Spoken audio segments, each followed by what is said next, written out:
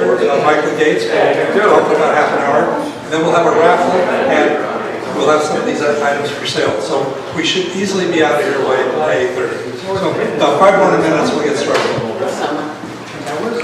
That happens during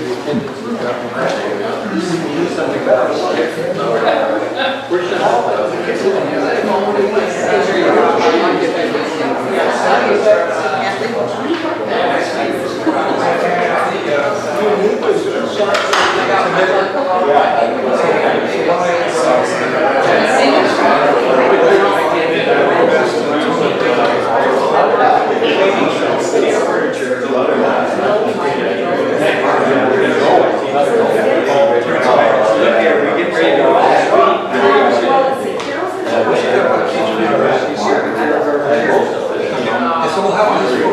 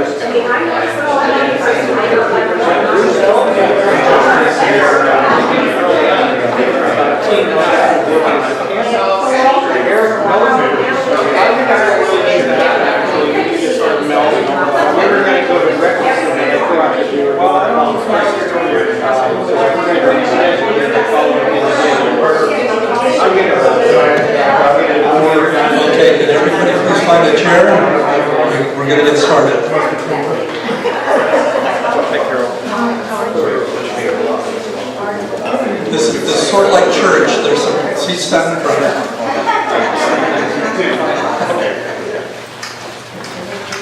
Welcome to Surf City Tea, our June meeting. I'd like to start with an invocation and pledge of the flag. So if you'll all please rise. A reminder that when we do the pledge, those who have served in the military can signify by using the hand salute. Everybody else, a hand over their heart. But first, I just want to say, Creator God, we are so grateful for all the blessings that you've bestowed on our nation. We are so grateful for the founding fathers who acknowledged you and built into the Declaration of Independence and the Constitution the reality that everything comes from you and that all men are created equal and are entitled to the right to life, liberty, and pursuit of happiness. And so in that spirit, we are carrying on in these Surf City Tea meetings. We just ask for your guidance as we go through this year and the next 2 years, that we can, as a nation, make some right decisions. And with your help, we can do this. And in your name, we pray. Amen. Now the pledge to the flag. I pledge allegiance to the flag of the United States of America and to the republic for which it stands, one nation, under God, indivisible, with liberty and justice for all. Thank you. And thanks to our Sergeant at Arms, Roy Arnold. Okay, tonight we're going to have a little different format. We're going to open up for discussion for no more than 45 minutes. And then our featured speaker for the evening will be Michael Gates, and we look forward to hearing what he has to say because he's running as a conservative for City Attorney of Huntington Beach. When Michael has finished his comments, we'll open it up to questions, and somewhere around 8 o'clock we will conclude the meeting with a raffle and an opportunity to buy some of our items. So, for discussion, can I see a show of hands? Who would like to speak tonight? I know there's several of you. Just 1, 2, 3, 4, 5. Okay. I think it said on the website a maximum of 10 minutes per person. If you don't need that much time, that'd be great. Okay, I'd like to start off with Carrie, and I think she wants to talk about the Precinct Patriots effort. Carrie's one. Yes. We're switching off. We switch roles here. Carrie, I know you have a strong voice, but okay. Come use the microphone. Okay, sure. So, I'm not a real good microphone person, but I'll give it a shot. Anyway, my name is Carrie Swan, and I am a co-chair along with Carol Whitworth. Raise your hand back there, Carol. And we run a program called Precinct Patriots. And it's a get out to vote kind of program designed to mobilize people as precinct walkers, as precinct captains for their neighborhood, which is the tried, true, and proven method to actually improve election results. Sadly, the Liberals do this year-round with paid people. We do it using volunteers, and we need a lot of volunteers. In the city of Huntington Beach, we have 156 precincts. It's a large city. We got the program started, kind of resurrected it. It's a program that's been around a long time, but it sort of crumbled over the years, and so we're part of the team that are resurrecting it. And by the way, we have also Gloria Morrison here runs it for Fountain Valley. Yeah, raise your hand. Yes, Gloria and Carol Redhead back there. They are co-chairs for Fountain Valley. So if you happen to be here from Fountain Valley, I encourage you to speak with these ladies also. We have an office on Brookhurst, 18800 Brookhurst, right next to Turner Outdoorsman, the gun store. And we'll be meeting there all summer long, training people in how to be a precinct patriot. And we are really in need of volunteers. I have a little flyer here we'll leave with everybody so you can take this home. It's really quite fun. If you've never walked a precinct, it sounds a little intimidating, but basically you're just walking your neighborhood and talking with friends. And what's so remarkable about it is in the scale of political advertising, mailers that you receive in your home have something like a 4% effectiveness. Telephoning or emailing a friend has something like 15% effectiveness, but when you physically knock on the door and talk to a neighbor, it has 100% effectiveness. And we will actually have some statistics to share with our precinct patriots at one of the upcoming meetings because we have the certified election results in from the primary. So we will actually be able to tell our precinct walkers that just walked for us in the primary how their precincts did in comparison to precincts that were not walked. So we're pretty excited about that. Yes, Mike? How many votes did Eric Peterson lose by in the last election? And his race, I'm not 100% certain, but I can tell you, in the last Huntington Beach City Council race, one of the conservatives, and I don't know if it was Eric. Eric was fifth. That he was fifth, so it might have been Barbara. Lost by a little more than 300 votes, which comes out to 1.6 votes per precinct. Let that sink in for just a minute. 1.5 votes per precinct. We lost a conservative majority in the city council. We would not have a bag ban today. We would not be discussing. Yes, ma'am. I just have a question. If I volunteered for this, would you expect me to go by myself, or would you pair me with someone else? We love to partner people, but chances are we would need your help finding a partner, maybe a neighbor or friend in your neighborhood. Carol and I we walk our precinct together as well as a couple of adjoining precincts. It's a lot more fun and efficient if you have a pal to do it with. We have several husband and wife teams. So, yeah, if you don't have a partner, we can try to partner with you, but help us find somebody. That's a good way to reach out. And but you know, again, I want to recite how the situation we're dealing with in the city council today is all because we missed it by 1.5 votes per precinct. So think about that. If we have precinct walkers in 156 precinct talking to neighbors, we will absolutely regain the majority without question. So that's what we're here to do. Yes, sir. Carrie, tell them about the Neil or Tim's results statewide with cash carry, the money that cash carry had versus Tim. That's a very interesting one. One of the candidates we were walking aggressively for in the primary was Tim Donnelly for governor. Tim had virtually no money compared to his opponent, who was heavily financed. I think he had about $5 million. Also got just brutally torpedoed by establishment Republicans. And Tim, I believe in the certified numbers, is over 700,000 votes, and Kashkari is right around 900,000 votes. So with a huge grassroots precinct walking organization up and down the state, he almost took this guy. Not with money, with people, with boots on the ground. Boots on the ground will make the difference every time, every election.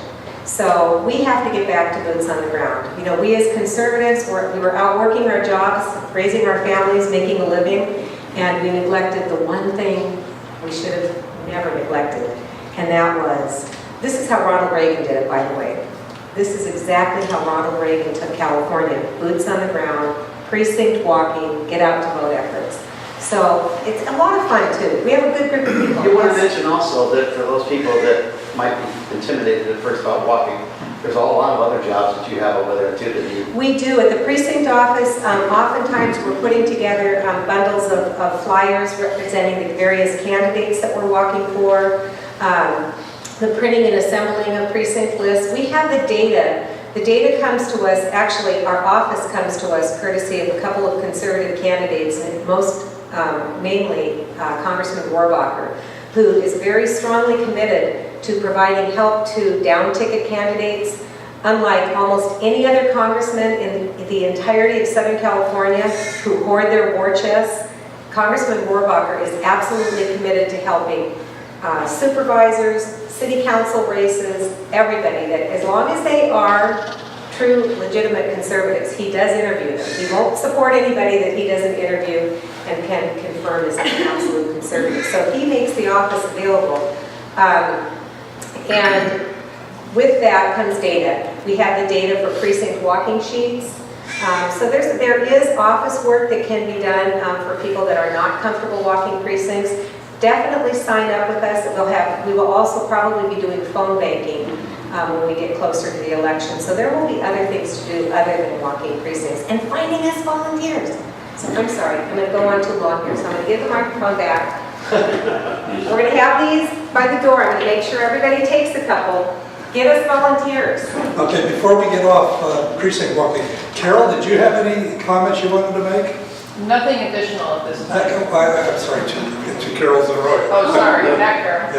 Yeah. Yes, don't let anybody tell you that your vote doesn't count. Two of the precincts I walked, I was able to go to the polls the day of voting, and by 3 o'clock, comparing my walking sheets of Republicans, for Republicans who voted, it was a 74% turnout in one and 72% by 3 o'clock. So more people could be voting. It could have been higher than that.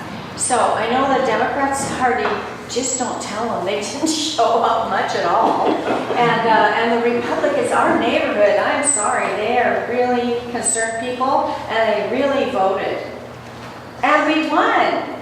A bunch of our people won. Well, that's good. Yeah. Gloria, did you want to add anything to that precinct? Just when you talk to people, don't assume that they're not interested. I'm a past government employee, and people think because you're a government employee, you must be a union person and you must be liberal. I am as conservative as can be. Carol ran into a bunch of Fountain Valley workers, and they said, no, we hate the union, we are conservative. So everyone you talk to, assume they're on your side, talk to them and get them interested in joining groups like the Sur City Tea and the Precinct Patriots. One of the closest elections around was Janet Nguyen for Board of Supervisor. What was it, 12? Well, Janet Nguyen won her assembly seat, supervisor seat, by 1 vote per precinct.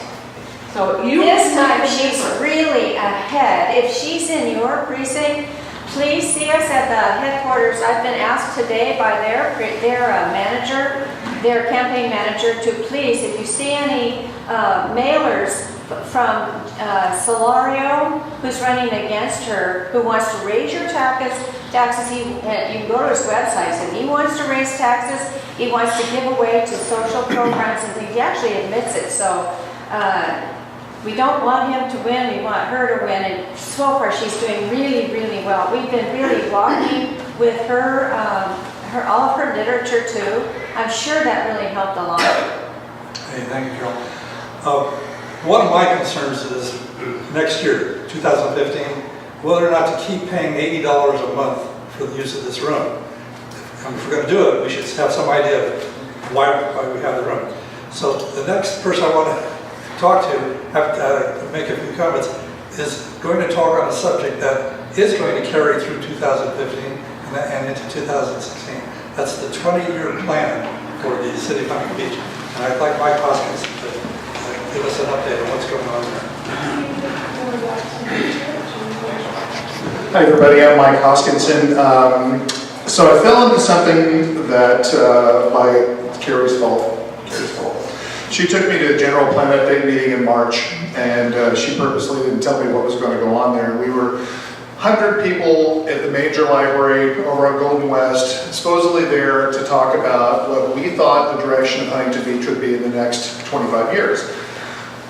It was, I would call it a kabuki theater extreme. It had a feel of, there was no real consensus that they wanted there. They were going through the motions of asking everybody what their opinions were. Afterwards, I was so curious about it, I went to a couple seminars dealing with a thing called sustainable development, and a lot of people know it by another name called Agenda 21. And liberals will mock you openly if you ever mention the term. I have since come to understand it is a very real thing, and it is here in our town at this very minute. So what happened to solidify that last week was I went to, or I was informed the day of, that there was a general plan update meeting about 2 weeks ago by somebody in the city. They're all supposed to be public, yet they neglected to publicize this. So I went with my video camera, went into the room, and the temperature dropped about 10 degrees from all the people. And one man who's an old, Ed Cairns, he's an old planning commissioner, loudly kind of denounced me there, said, "What are you doing here with that videotape?" I said, "I'm a member of the public, and I'm here to videotape this because the people need to know what you're doing." Good. And they had a consultant running the show there, and again, it had a real weird feel of just going through the motions of telling, what's your opinion? We've taken all this information from 500 citizens, and this is the direction they want to go. Then, at the next day, I was pulling the video off my camera, and I decided to look at the consultancy's website. The consultancy is a global warming consultancy. They are climate change focused. The gal that was leading the meeting has written a book called Local Climate Change Planning Guide, a 300-page, $75 book. This woman was there. All they are here for is to have a sham general plan process that they give us the feel that they are actually, we're all having input, and they're throwing it in the garbage, and they're going to put together a general plan that is that high-density housing you see across the street, more public transportation. They want people out of cars. This is very global warming centric, despite the fact there hasn't been a tick of global warming in 18 years. Yeah. I just want to say this, I don't hear this anywhere. My students' books say that the plants make the oxygen through photosynthesis and the people breathe. Yes. Carbon dioxide comes out of people, Yes. animals. No one ever says that. Yeah. They blame everything on oil Yeah. and all these other things. And I just think more people should be cognizant of And it's an excellent point, because I tell people, I said, you can't have it both ways. You can't have CO2 be the seed of life. Like literally we would all drop dead without CO2, and yet it's somehow it's a poison that's killing the planet. That's what every time I look at somebody who believes in global warming, I say, what point does it become a poison? And they're like, you know, because nobody knows, because they've bought into this fantasy. It's been rammed down their throats. But, so, I went to city council last week, and I spoke, and I brought this up. And I said, we know what you're doing essentially, this is a sham, these folks are a Agenda 21 chop shop, as I like to jokingly call them. I said, you need to stop this general plan, you need to fire them. And by the way, the worst thing of this, they paid them $2 million. $2 million for this sham. And I said, stop it now, and let's have a real process that is a consensus of the people. And Connie Boardman then looked, as I walked away, looked over to Scott Hess, who's the head of planning, and said, Scott Hess, has this been an open process? He said, why yes, it has. You know. And then luckily, Dave Sullivan called out to me, and he wants to talk and bring it up more in the future. So I didn't talk at length about Agenda 21 because people, you kind of lose people because that's their buzzword of saying, well, you're a little bit of a crazy person. But this is a real deal, and it's something we're really going to have to watch now, because they want to turn, they've already got a specific plan for all of Beach Boulevard to turn all this apartment stuff they're doing across the street and down at Adams and all over the place, or over at Ellis and everywhere. This whole corridor they want to do this to. And my fundamental question, I look at people and I say, why are we being asked to change the nature of our town? What is the reason? Are we being forced to do this? And if we are being, how can we change it? And there is no forcing. There are people on the council, Connie Boardman, Joe Shaw, Mark Bixby, who's in the planning commission. They're all very leftist folks who are, they'll say, oh, we absolutely have to. AB 32, a couple of the other global warming laws say there's no mandate in them. I mean, we've looked at them and said there's no mandate for these laws. So this is ideologically driven. They are looking at you saying we have to do this. Okay. Mike, do they ever talk about the profit, the extra taxes they're going to get from this? Is that some motivation that they have? They will tell you, like when you sit there and say, why are we having this? Why are these thousands of new residences coming here? Oh, we're going to get so much revenue out the permit revenue and then all the tax revenue and whatnot. But they never talk about the maintenance of every time you bring a new citizen into town, the burden on the infrastructure, the burden that they, people don't come in for free. There is a cost attached to every human being, and they never talk about that. So they're being very cagey about the way they're playing this. So they haven't done a cost-benefit analysis for this. Somebody must have done that to sell the project.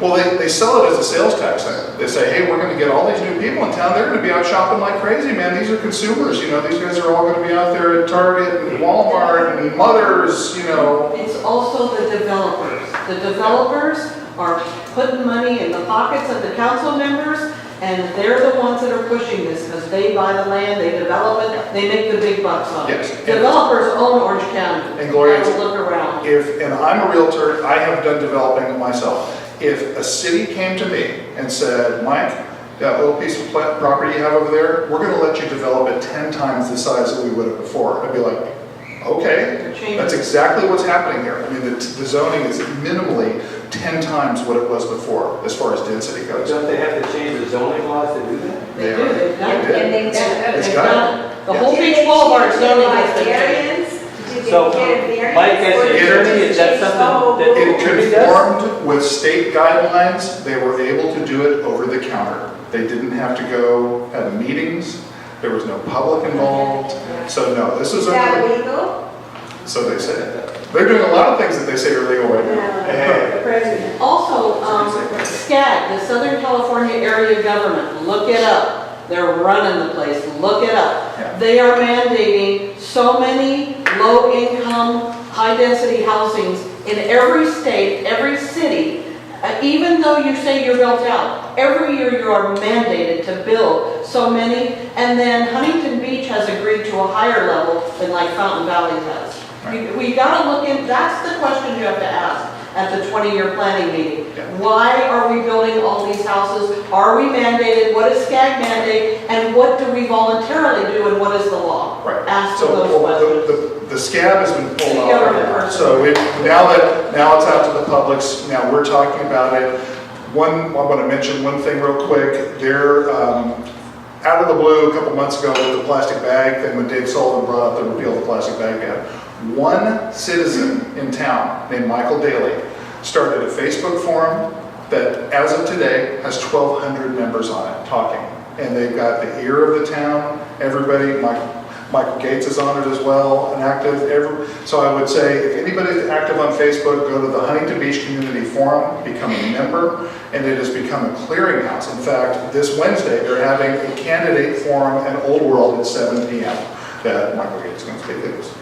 Couldn't get enough Michael Gates this week, so have more, it's just like a buffet. But I would urge everybody there because that's where I posted videos of me talking to get out to people. So we now have a new ear of folks who are across the spectrum, but they care about the town. So that's the big thing. We don't care what side people are on. Just care about the direction of the town, and we all don't want to be living in little tiny boxes and whatnot. So I think we've taken a good first step for that. So thank you very much. Mike, before you sit down, You keep saying mandate. How- Who's mandating? how do the, folks- It's not a legal law, is this? SCAG, Southern California Area Governments. Look it up, SCAG, S-C-A-G. But mandate. It is a regional government program. It's like every city is mandated now for low-income housing. Look what's happening at Ellison Beach. They're called SOSs, single room occupancies. They're bringing people who are borderline homeless into there and people who are criminals who can't get jobs and get decent housing. And they've put hundreds of SOSs behind what they're building right now. And that is all going to be, they're doing the retail on the bottom and the housing on the top with many stories. Look around what's happening here, folks. This is HUD mandates to State Department of Housing mandates, and then it's carried out through SCAG. We have the Bay Area governments and the Southern California governments. That is how it's being mandated. So these mandates are legally imposed on cities by HUD the is federal doing government? this. HUD is doing it. Yeah, they're either Comes legally, down from HUD. yeah, they're either to- legally imposed or there's a monetary incentive. But If you Huntington change Beach your has zoning- agreed to a higher level than what is mandated. Now, I was told that by the Fountain Valley Planning Director, that I said, well, what is the mandate? And he says, well, Huntington does this and not believe it, because he knows I come from Huntington. I'm on the housing board in Fountain Valley. But we need to pay attention. We're gonna have to get on these housing boards and planning commissions, and we're gonna have to fight this. They're destroying our town. And they've already passed everything on Beach Boulevard. That's already done. Done deal. Now they're gonna take over the rest of the Okay, state. Can I just make let- one let- more- Let me let Mike sit down, but before he does, he took a video of this last I like to see it. committee meeting, for this general plan committee. So if folks want to access YouTube, how do they get it? I will make the videos available for everybody. It's, you know, there's the longer one from the meeting a couple weeks ago. I don't know that you would see anything. I mean, you'd see 30 people in a room with a moderator leading a talk about a lot of rambling topics. But more importantly was next morning finding out who the company was and what you know, there was no getting away. This woman's page on their website, and she's their climate change gal. So you say to yourself, there's 16 elements that encompass a general plan. 4 of them are tangentially, environmentally, you know, involved. Why would you hire a company that their focus is climate change, especially when it doesn't exist? You know, so it's an ideologically driven thing, sort of. You were talking about the general plan being kind of a scam. When you go through and you look at their website, they pride themselves on the surveys that they've done in the community, and they give you statistics. And if you look at the statistics, the total number of people that they interviewed was 106. Right. And with, 106 is their number. and with no, you have to trust them, right? Like, They those were are citizens and they were friends, involved. relatives, maybe partners, their babies. One glimmer of hope for everybody in this room, this general plan is evil, I will tell you about that. But we learned from Eric Peterson, one of our city council candidates, at a meeting a few times ago with Surf City Tea, that there will be one chance to completely torpedo this 20-year plan. And that is after it is completed, and the whole process will not be completed until after the November election. If we have a conservative-leaning city council, they can pull out any aspects or all aspects of this and completely torpedo it. So if there was ever a really strong, compelling reason to take back our city council, it is here and it is now. If we can take this back, we can stop this 20-year plan in its tracks. If we don't, we will be living in Santa Monica from here after. But if the people of Huntington Beach knew this, they would help us torpedo that. So how do That's we why get that information out? And the best way to do that is neighbor to neighbor. Every person that's in this room, if every single person in this room tonight went away and got us 1 or 2 more precinct patriots to walk the neighborhoods for our city council candidates, we will win in November. But that's what it takes. Everybody's going to have to take a little bit of ownership and get us more people to walk. I would hope those of you who are here tonight and are concerned about it, give some thought to actually attending some of these committee meetings that they're scheduled for once a month. We may not influence the outcome because I think Mike's cynical but probably accurate observation that it is sort of rigged. But nevertheless, if we are there and giving some additional viewpoints, that could modify some of the people on the committee. So I would encourage you to think about it. Now, talking about city council, we have a colleague group, Huntington Beach Republican Assembly. Pat Garcia is the president, and Carol Woodworth would like to give a few remarks about how we can help with that process. Yes. We need to pass that. Yes, please. Here. Okay. Hi there, I'm Carol Woodworth. As Carrie mentioned, I co-chair Precinct Patriots, and I also am a member now, and I guess I just got a recent promotion at HBRA to be membership chair. But, so what is HBRA? Why should you care at all about HBRA? Has everyone in this room heard of CRA, California Republican Assembly? Does anybody not know what CRA is? CRA is the conservative arm of the Republican Party in California, and actually across the U.S., but in California, CRA, California Republican Assembly, it's the conservative arm, okay? Ronald Reagan referred to it as the conscience of the party, okay?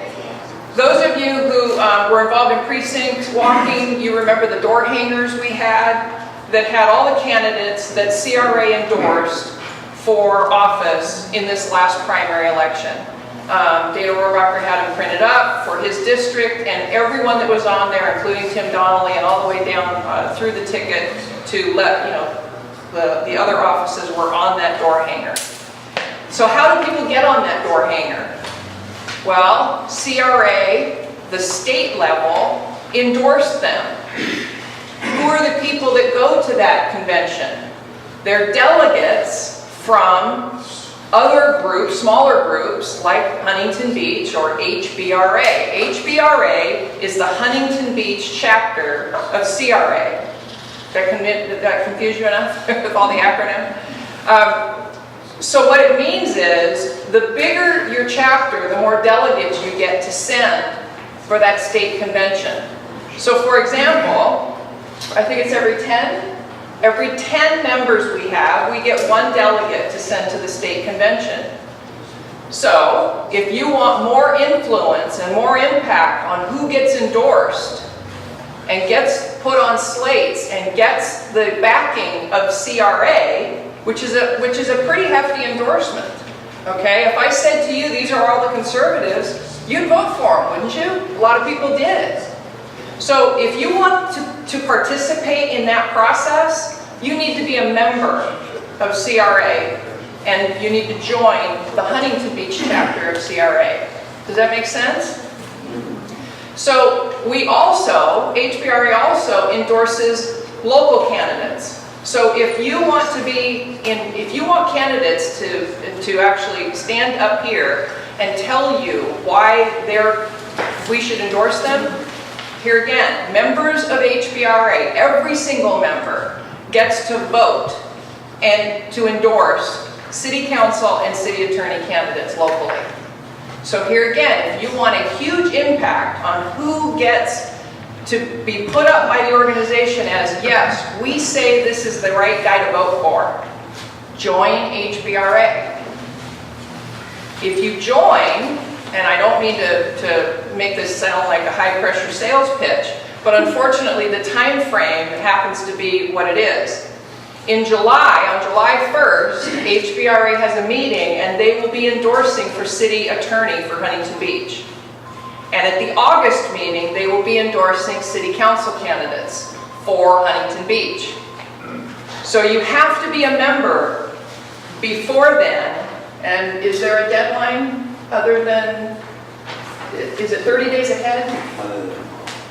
Well, I think it was stated 30 days ahead. For us, I don't know what the rule is. Okay. So suffice it to say, it'd be best if you didn't show up at the August meeting and try to vote.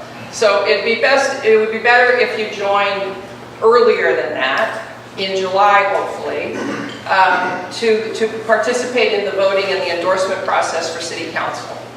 Okay? You are invited to the July 1st meeting to hear the city attorney speak for endorsements. And if you join, they can endorse, right? Sure. Yes.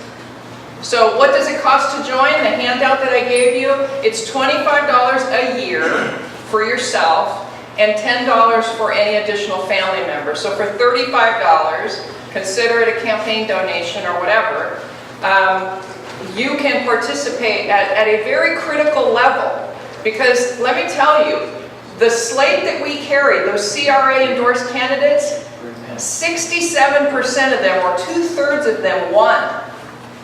Okay, that endorsement's big. So if you want to participate and really, and maybe precinct walking isn't your thing, well, that's something you can do, right? Anybody have any questions? Yes, ma'am. Yeah, when we were precinct walking, somebody said to me, oh, these people pay to get on there. They don't then. No. Okay, The CRA endorsement is not paid. You have to come to CRA or HBRA and be endorsed. Now, the things that they are paid on are all those slates you get in the mail that are about, so big, and they say safety and fire, or they say teachers, or they say concerned citizens, or taxpayer advocate, or something like that. Those are the ones you have to pay for. Okay, just wanted to make sure. Yeah. Thank you, Carol. Any other questions? I just want to mention, if any of you live in Fountain Valley, that I'm part of the Fountain Valley Republican Assembly, same group, but in Fountain Valley. And I got to go be a delegate and vote this time for who we're going to endorse. Again, for the first, how many? 10 you get for every 10 you get a delegate, but the first 25. Right. So the first 25 you get a delegate, and then every one after that, every 10 you get another delegate. In Fountain Valley, the little city of Fountain Valley had 6 delegates. that got to go vote, and it makes a difference. It You makes a want to huge have difference. a say, and if you want to make a change, you want to get on these groups and be a delegate and have a vote and say who runs for office. You know, the way to stop these people in their tracks is stop them before they even get nominated or elected, the first time. We have to stop these people. Everybody needs to understand there's an Orange County Republican Party and there's a state of California Republican Party. That's not what we're talking about. The California Republican Assembly in many ways is like the Tea Party. It's just a group that emerged decades ago. In the 30s. And they sort of, I think Carol said it, they sort of like the conscience Yes. of the party. And so you can be a member of California Republican Assembly, and well, you have a minimum. Do people have to qualify as a conservative to be a member? No, you have to be a Republican, you have to be a registered Republican. You have to be registered. And you have to live in the city of Huntington Beach, those are the only two requirements. No, No, you don't? you don't have to live in Huntington Beach. Ah, that's interesting. You have to be a member of a different, No. only one organization. The way it works is when you go to have delegates, a certain percentage of your delegates have to be within your boundaries. And then after you've met that requirement, some of those delegates can actually be outside your boundaries. That's interesting. Okay. Just very quickly before I forget, if any of you are interested in taking a form to fill out to pay by check, if you're interested in signing up tonight, I have them. There's also a website, it's also on the handout you have, you can sign up online as well, so hopefully we'll see you. Thank you, Carol. Okay, we have 4 more minutes, and you said you'd like to talk? It was a little story, I don't know if this is also overwhelming, but no. Do it next time? Okay. Did you want to talk? Okay, come on. Okay, and your name is? Starlin? Darlene? No, Starlin. Starlin. Yeah. I'm not up on all these local issues, and I just wanted to ask a question of a lot of people that are also conservative. I'm thinking about voting for, or working for and voting for Rand Paul. Can any of you tell me a reason why I shouldn't and support a different person? And the reason I'm thinking of him is because one of my students is 24. She's conservative. She's about to go to law school, but she's of this generation, and she said that we're, in other words, on social issues, it's just not a great idea that, you know, the governor of Texas has recently made some comments that upset a lot of people in her generation. And I just wanted some feedback on that. On anybody. So Rand Paul or the governor of Texas? Rand Paul. And the reason is because he's a libertarian leaning. He's going to be more free on social issues, not trying to tell people what to do, leave gay marriage between them and God or whatever. Well, that is the libertarian philosophy that I happen to agree with. And I think, personally, I don't think social issues belong in politics. I think liberty belongs in politics. And I think our country is strayed so far from liberty. I think Rand Paul would be certainly better, more conservative than anybody that you're going to find.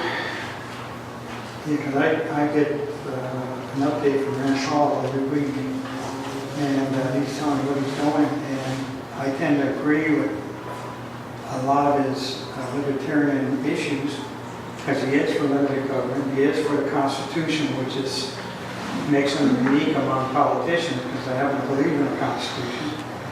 And the only reservation I have with Rand Paul would be in the foreign policy area, which he's now seemed to be changing his tune. At one time, he must do nothing overseas. I kind of felt like, because he's not stupid, that I wouldn't worry about foreign policy in terms of defending our country or something like that. I have a suggestion. We have cookies and water. We're going to be finishing up about 8. Anybody that would like to continue this conversation? Yes. Tell me your name again. Starlin. S-C-A-R, L-Y-N. Starlin. So No, accent, first syllable. Starlin. Starlin.